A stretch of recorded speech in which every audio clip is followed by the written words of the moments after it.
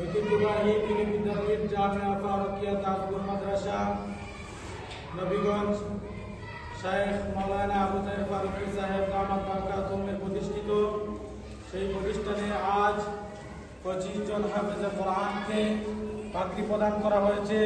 প্রত্যেক বছরের ন্যায় আমাদের এবছরও 25 জন হাফেজে কোরআন জামিয়া ফারুকিয়া থেকে ফারিগ হয়ে দেশের বিভিন্ন স্থানে তারা খেদমতে পড়ালেখা নিয়োজিত থাকবেন।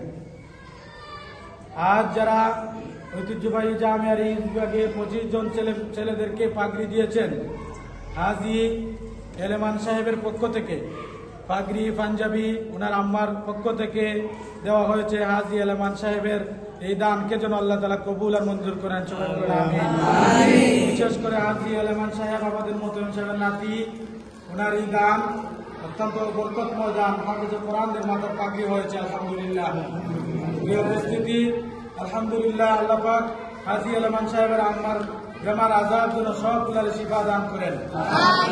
বিশেষ করে হাজি এলেমান সাহেবের আম্মা অসুস্থ থাকেন, তিনি প্রায় সময় হুজুর আমাদেরকে বলেন দোয়া করার জন্য, আমরা দোয়া করি।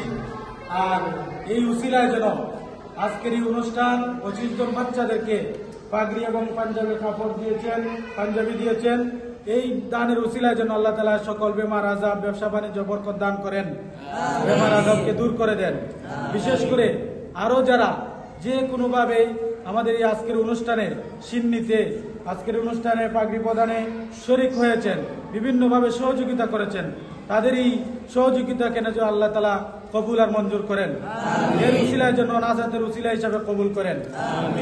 অবশেষে আমাদের শায়েখ মাওলানা আবু তাহের ফারুকি সাহেব দামাত বারকাতুহুমের নেক হায়াত কামনা করে যারা আজকের অনুষ্ঠানে সব দিকে হামালাত সহযোগিতা করেছেন, তাদের শুভকামনা রেখে আমার কথা এখানে শেষ করলাম।